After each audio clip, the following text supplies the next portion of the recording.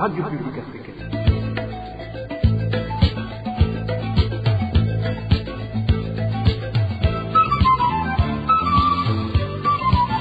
Radio Publique Africaine.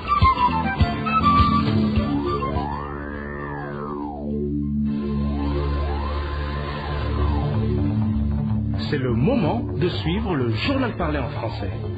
À la présentation, Eloge Diva, Lemesha. Merci d'écouter la radio publique africaine. Bonsoir et bienvenue dans le journal de ce 14 mai 2026. Tout de suite, les principaux titres. 14 mai 2015, 14 mai 2026, 11 ans jour pour jour que 4 médias indépendants ont été attaqués et incendiés après l'échec du coup d'État contre le président Pierre Nkurunziza. Certains professionnels des médias estiment actuellement que ces actes criminels n'avaient d'autres objectifs que de museler les médias indépendants qui disaient ce qui se passait dans le pays durant les manifestations contre le troisième mandat de Pierre Nkurunziza. Et depuis la révision de la loi régissant la commission vérité et réconciliation il y a presque 2 ans, cette commission fonctionne désormais comme une juridiction suprême. Dans ce journal, nous allons vous parler des dispositions ajoutées dans cette nouvelle loi qui viole la constitution du Burundi. Et enfin, nous allons vous parler de la campagne de dépistage et du traitement de la cataracte qui a démarré il y a 3 jours. Une maladie qui évolue progressivement au Burundi. Vous entendrez les conseils d'un médecin. Voilà pour les titres. Le développement, c'est dans un instant.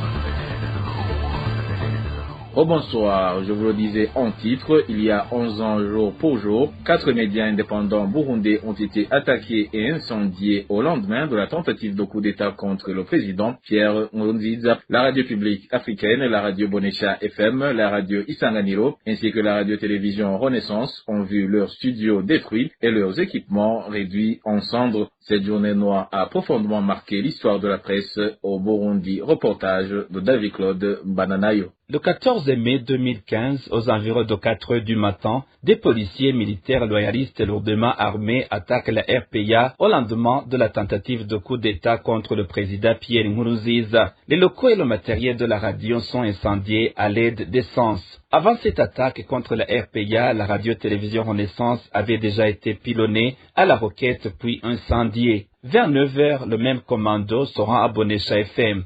Les journalistes reçoivent l'ordre de quitter les lieux avant que des tirs de mitrailleuses ne retentissent dans les studios et les salles de rédaction. Le matériel est détruit et les installations saccagées. La RPA sera attaquée une deuxième fois vers 11 heures. Cette fois, les forces de l'ordre reviennent pour incendier complètement la radio à l'aide d'essence. Aux environs de midi, Isanganiro devient la dernière radio attaquée. Informés de l'arrivée des forces de l'ordre, les journalistes quittent précipitamment les locaux sans pouvoir arrêter les émissions. La radio est réduite au silence à coups de mitrailleuse. Avant cette journée noire du 14 mai 2015, les médias indépendants burundais comme la RPA, Bonesha FM, Isanganiro et la radio-télévision Renaissance faisaient déjà face à des restrictions liées à leur couverture de manifestations contre le troisième mandat du président Pierre Nkurunziza. Des émetteurs avaient été coupés et plusieurs studios fermés. Un des journalistes de la radio publique africaine à l'époque de l'attaque contre les radios indépendantes raconte que le 14 mai fut une journée terrifiante marquée par une attaque d'une rare violence. Marc Kirula faisait partie du groupe de journalistes qui s'était levé très tôt pour ouvrir la radio et préparer le déroulement des programmes de la journée. Suivez-le. Oui, je me rappelle ce jour où j'avais le journal du matin à 5h45, comme d'habitude. On arrivait au travail à 4h du matin pour donner du temps aux techniciens pour qu'ils puissent vérifier la technique, si tout va bien. Ce jour-là, le chauffeur est venu me prendre comme d'habitude. Et à cause des barricades que les manifestants avaient mis dans la rue, on n'a pas pu arriver au travail comme d'habitude au même moment. Je me rappelle que on essayait d'enlever des barrières que les manifestants avaient mis dans la rue. Il y avait des troncs d'arbres, les pierres. C'est d'ailleurs ce qui nous a sauvé la vie parce que on a prendre Madame Inès qui habitait le quartier de Kinanida. Et ça nous a pris beaucoup de temps, ce qui a fait que nous avons été en retard. Arrivé à la hauteur de Bonesha, nous avons entendu beaucoup de tirs, d'armes, de roquettes, échange de Kalachnikov. Puis on a essayé de prendre l'abri dans la station qui est juste en face de Bonécha. Après quelques temps, on a décidé de retourner et d'aller vers le quartier Lohero. Arrivé en face de l'école de l'ex-Athénée primaire, on a rencontré une barrière de militaires de la garde présidentielle. Ils nous ont demandé qui nous sommes et puis le chauffeur a répondu que nous sommes des journalistes de la RPA. Leur visage, puis ils ont changé de mine. Ils étaient très furieux, mais ils nous ont laissé partir. On a parqué quelque part tout près du jardin public. Et là, les militaires qui passaient tout le temps regardaient notre voiture comme s'ils avaient reconnu notre véhicule de travail. Et puis, il y a une maman, que Dieu la bénisse. Elle est venue, elle nous a dit, faites attention, ces militaires ont reconnu votre véhicule. Et puis, elle nous a amenés chez elle, vu qu'on avait paniqué. Elle nous a proposé dicter, on a pris sauter. Et puis, quand les tirs avaient cessé, on a essayé d'aller à la RPA et quand on est arrivé là, la radio était complètement détruite. Il y avait là de la fumée. C'est une image qui ne quittera jamais ma mémoire. Et nous avions d'ailleurs une nouvelle studio et toute partie en fumée. Plus tard, on a essayé de retourner à la maison de la presse. Puis, c'est là où on a rencontré d'autres collègues, qu'on a discuté comment on va rentrer à la maison. Voilà, c'était une journée très dure. C'était pas une journée facile. Par ailleurs, je voudrais remercier beaucoup les 4 militaires qui étaient à la RPA. N'étaient pas nombreux. Ceux qui ont attaqué la RPA avaient beaucoup d'armes. Ils étaient plus nombreux qu'eux, mais ils ont essayé de résister, ils ont essayé de défendre la démocratie. Ce sont ceux que j'appelle les défenseurs de la démocratie, à part qu'il y a des gens qui prétendent dire qu'ils défendent la démocratie. Ce jour-là, ces militaires, c'était vraiment vaillant. Je les remercie encore. La destruction de 4 médias indépendants au Burundi a été un choc terrible pour leurs journalistes, car de nombreux équipements de grande valeur ont été détruits ou pillés, témoigne le directeur de la radio-télévision Renaissance. L'un des médias visés, Innocent Morodi, explique que ces actes criminels commis par le gouvernement du CNDD-FDD n'avaient d'autres objectifs que de réduire au silence les médias indépendants afin d'empêcher la population d'être informée de ce qui se passait dans le pays durant la période des manifestations contre le pouvoir du défunt Pierre Nkurunziza. Et concernant la justice, il affirme qu'ils attendent le retour d'un véritable état de droit au Burundi. Suivez plutôt Innocent Morodi, il est le directeur de la télévision Renaissance. La destruction des médias indépendants dans la nuit du 13 au 14 a été pour nous une sorte de surprise parce que nous ne pouvions pas imaginer qu'il y ait un tel déchaînement de violence contre des médias tout simplement. L'opération a commencé vers 4 heures du matin à Télé Renaissance. Ils sont venus, ils ont tiré à travers les fenêtres, ils ont tiré sur le bâtiment, ils n'ont pas pu entrer et puis ils ont mis le feu. Le feu a emporté au moins 4 véhicules qui étaient dans le parking et puis a endommagé les installations électriques. Dans l'ensemble, le matériel qui était dedans n'était pas tellement abîmé par cette première phase. Ils sont allés à la RPA, qu'ils ont brûlé, calciné complètement. Puis la radio Bonécha où ils n'ont pas mis le feu parce qu'il y a d'autres maisons à côté. Ils ont juste tiré sur les équipements. La même chose avec Radio Isanganiro, qui a dans son voisinage d'autres habitations ou d'autres bureaux. Nous ne nous attendions pas à un tel niveau de violence, même si nous avions été avertis par certaines personnes qui nous disaient qu'un processus visant à réduire nos capacités de diffusion était en cours. J'ai eu ce message, mais je dois dire que je n'avais pas très bien compris ce que ça pouvait être. Nous avions déjà vu qu'ils avaient coupé les émetteurs des médias indépendants à l'intérieur du pays. C'était facile parce que ça passait par les infrastructures de la RTNB. Donc on ne comprenait pas très bien ce que c'était cette autre réduction de capacité de diffusion. On a compris quand ils ont attaqué qu'ils nous ont réduit au silence. Et pour interdire après toute diffusion, tout travail des médias indépendants. Et certains sont morts, Christophe Ngezawahidi, Jean-Luc Guillemard, et à peu près 200 autres journalistes burundais sont en exil. Je crois que ça doit être un record. Ça a été un choc pour nous qui travaillons dans ces médias, mais également pour toute l'opinion publique nationale. Personne ne s'attendait à ce qu'il y ait une régression de ce niveau en matière de liberté de presse et d'expression. Nous avons perdu beaucoup de matériel de valeur, des bâtiments ont été abîmés.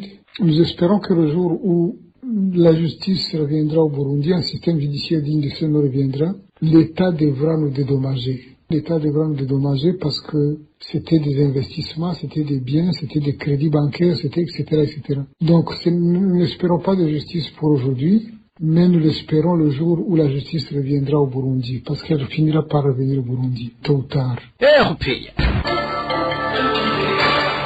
Poursuivant son journal par la page politique, la commission Vérité et Réconciliation sévère en sigle ne s'est pas seulement éloignée de son identité et des missions qui lui avaient été confiées par l'accord d'Arusha. Depuis la révision de la loi régissant cette commission, le 28 mai 2024, la sévère fonctionne désormais comme une juridiction suprême. Plusieurs dispositions ajoutées dans cette nouvelle loi violent la constitution du Burundi, tandis que certaines dispositions du texte se contredisent elles-mêmes. Retour sur les principales contradictions juridiques soulevées par cette réforme avec Jean-G. Nina Azoui. La loi du 28 mai l'an 2024 portant révision de la loi régissant la CVR suscite aujourd'hui de nombreuses interrogations juridiques au Burundi. Plusieurs dispositions sont accusées de conférer à la commission Vérité et Réconciliation de véritables pouvoirs judiciaires, alors que la Constitution réserve cette mission aux cours des tribunaux. L'article 11 de cette loi prévoit notamment que les dossiers relatifs aux violations massives des droits de l'homme, ainsi qu'aux litiges liés aux terres et autres biens, relèvent de la compétence de la CVR. La même article ajoute encore que les décisions prises en cette matière ne sont susceptibles d'aucun recours juridictionnel. Pour plusieurs juristes, cette disposition place la CVR dans une position comparable à celle d'une juridiction, alors même que l'article 210 de la Constitution dispose clairement que la justice est rendue par les cours et tribunaux sur tout le territoire de la République au nom du peuple burundais. La Constitution précise également à son article 39 que nul ne peut être distrait contre son gré du juge que la loi lui assigne. Selon ces analyses, lorsqu'une institution administrative étrange des litiges fonciers par des décisions obligatoires et exécutoires sans possibilité réelle de recours devant les tribunaux, elle exerce en pratique une fonction judiciaire contraire aux principes constitutionnels. La controverse s'accentue davantage avec l'article 15 de la loi qui affirme que les affaires qui relèvent de la compétence de la CVR ne sont pas recevables devant les juridictions, avant d'ajouter que les juridictions suspendent leur instruction au profit de la CVR. Pour plusieurs observateurs, cette disposition remet directement en cause le principe de séparation des pouvoirs consacré par l'article 60 de la Constitution qui prévoit que le pouvoir exécutif, le pouvoir législatif et le pouvoir judiciaire sont séparés. D'autres critiques visent également l'article 13 de la loi. Celui-ci prévoit que lorsque les décisions rendues sont acquises force d'autres choses jugées, la CVR recommande au Parlement réuni en congrès l'annulation ou la révision de ces décisions judiciaires. Permettre à une commission administrative d'intervenir dans des décisions judiciaires devenues définitives constitue une atteinte à l'indépendance du pouvoir judiciaire, pourtant protégée par la Constitution. La loi accorde également à la CVR des moyens d'exécution particulièrement étendus. L'article 14 dispose que la CVR met en exécution les décisions précises. Et l'article 16 ajoute que la CVR peut requérir la force publique pour l'accomplissement de ses missions. Pour plusieurs juristes, le fait qu'une institution administrative puisse faire appliquer ses propres décisions avec le concours de la police rapproche encore davantage la CVR d'une véritable juridiction. Ce qui renforce davantage les critiques, c'est que l'article 5 de cette même loi affirme pourtant que la CVR n'a pas de pouvoir judiciaire. Plusieurs observateurs estiment ainsi que cette contradiction pourrait créer une importante insécurité juridique pour les citoyens, notamment dans les conflits liés aux terres et aux biens. Les critiques rappellent enfin qu'en 1994, dans son arrêt RCCB 31 du 21 novembre, la Cour constitutionnelle du Burundi avait déjà jugé inconstitutionnel des pouvoirs similaires accordés à une commission administrative, une jurisprudence qui pourrait aujourd'hui fragiliser la réforme de 2024 régissant la CVR. Les massacres survenus au Burundi en 1972 font l'objet de lectures divergentes. Le gouvernement burundais, à travers les institutions de l'État, notamment l'Assemblée nationale, le Sénat ainsi que le parti au pouvoir, s'efforcent de les qualifier de génocide contre les Hutus. Toutefois, cette interprétation n'est pas partagée par tous les témoins de l'époque, y compris certains survivants. Dans une homélie prononcée en 2023, l'évêque du diocèse de Bururi, Monseigneur Salvatore Nichiteretse, a affirmé que ces violences avaient été déclenchées par des Burundais appartenant à l'ethnie Hutu. Il a également souligné que les corps de certaines victimes n'ont jamais été retrouvés ni inhumés dans des lieux connus. Je vous propose d'écouter Monseigneur Salvatore Nichiteretse, évêque du diocèse de Bururi.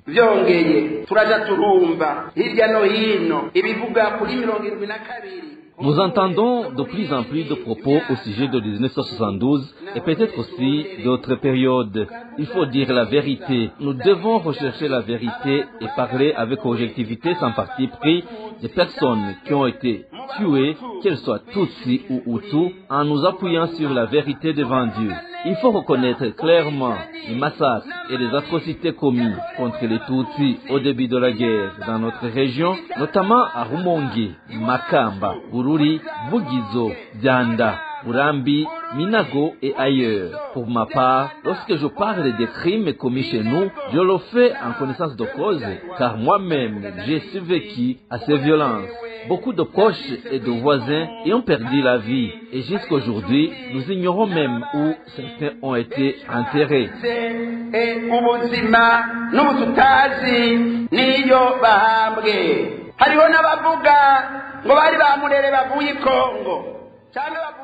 Certains disent que les auteurs étaient des rebelles Mouleré venus du Congo ou d'ailleurs. Pourtant, nous qui avons vécu ces événements, savons que ceux qui tuaient n'étaient pas des étrangers. Ils se réclamaient seulement du mouvement Maï Mouleré. C'était des Burundais que nous connaissions, dont nous savions l'origine et les lieux de résidence. Dire cette vérité permet de libérer les consciences et d'orienter les gens vers le chemin de la vérité. Mais il ne faut pas non plus passer sous le silence des massacres effroyables qui ont ensuite frappé de nombreux Hutus, dont certains n'avaient aucune implication dans les violences. Certains de ceux qui étaient censés les protéger sont même devenus leurs bourreaux, sans aucune enquête préalable. Nous avons donc besoin de nous parler avec sincérité et vérité.